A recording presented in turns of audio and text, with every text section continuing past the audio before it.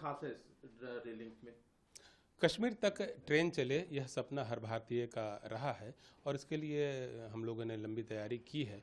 इसके बाद अब यह जो खंड है 272 किलोमीटर का यूएसबीआरएल प्रोजेक्ट, यह बन करके तैयार हो गया है और इस खंड में कई विशेषताएं हैं और इसी महीने से इस खंड पर रेलगाड़ियों के परिचालन की योजना बनाई गई है।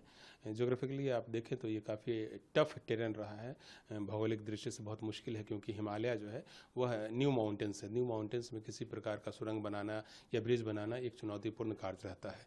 तो लेकिन हमारे इंजीनियरिंग ने नई टेक्नोलॉजी के साथ काम करते हुए, नए विजन के साथ काम करते हुए इस कार्य को संपादित किया है।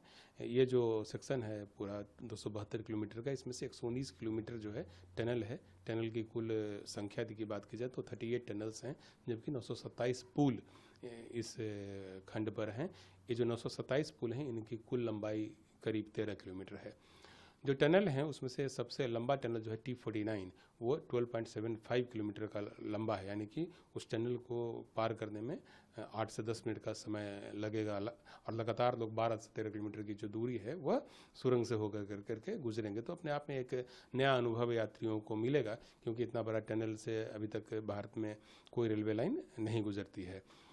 जो कुछ दूसरे अच्छे फीचर्स इस पुल से, इस पूरे खंड पर हैं, उसमें एक चेनाब नदी पर बना हुआ पुल भी है जो कि आपके एफिल टावर से भी ऊंचा है। एफिल टावर से एक्चुअली ये 35 मीटर ऊंचा पुल है जो कि बनकर के तैयार हो गया है।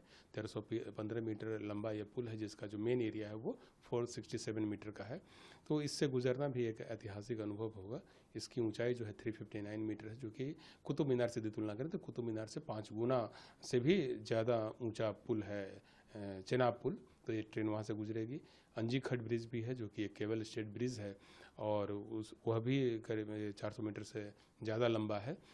तो जम्मू से बारामूला तक का ये जो पूरा एरिया है जिसमें कि 326 किलोमीटर ऐसा है, लेकिन यूएसबीआरएल प्रोजेक्ट जो है वो 272 किलोमीटर है। तो ये पूरा एरिया धार्मिक दृष्टि से, पर्यटन की दृष्टि से और सबसे बड़ी बात है कि कश्मीर की कनेक्टिविटी की दृष्टि से काफ़ी महत्वपूर्ण है।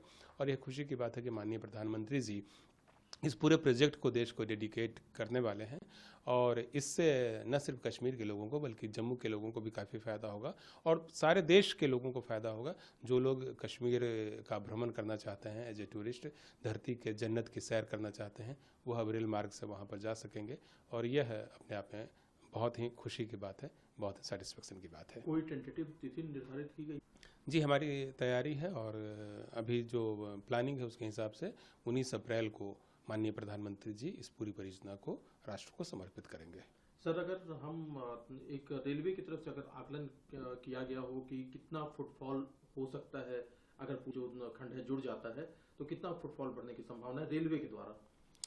देखिए, अभी जो योजना है, अभी हम लोग कश्मीर घाटी में करीब 25 गाड़ियाँ चला रहे हैं और उन गाड़ियों से काफ़ी लाभ मिला। सांगलदान तक हम लोग गाड़ियों का परिचालन भी कर रहे हैं बारामूला से और उसमें सारी गाड़ियाँ हमारी फुल जा रही है।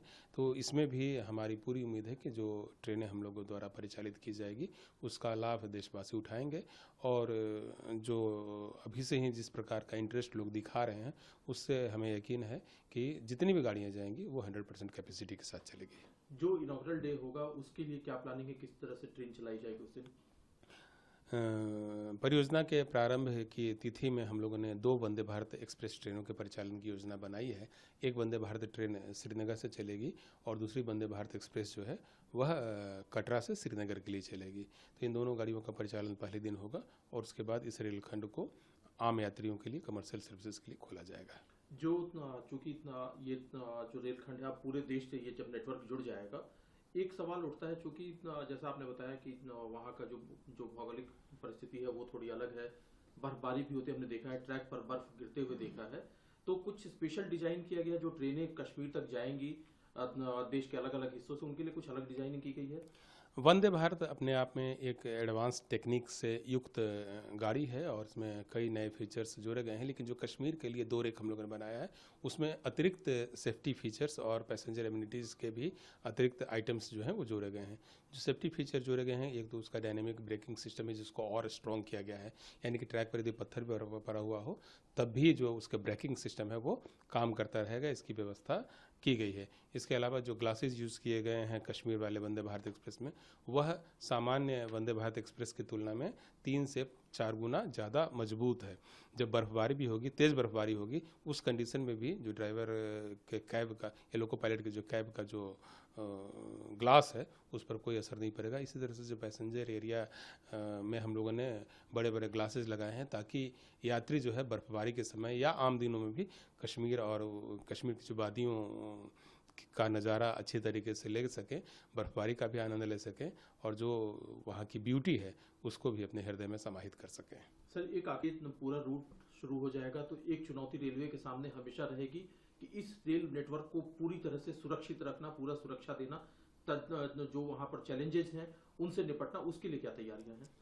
देखिए, कश्मीर या जम्मू या पूरे देश में जो हमारा रेलवे नेटवर्क है, उसमें राजकीय रेल पुलिस और रेल सुरक्षा बल आपसी समन्वय के साथ काम करती है और यही स्ट्रेटजी जो है वो कश्मीर के लिए भी होगी। जितनी भी सुरक्षा से जुड़ी हुई एजेंसियां हैं, वो सब आपस में कोऑर्डिनेट कर करके एक दूसरे के संपर्क में रहते हुए रेलगाड़ियों की सुरक्षा में लगी रहेंगी।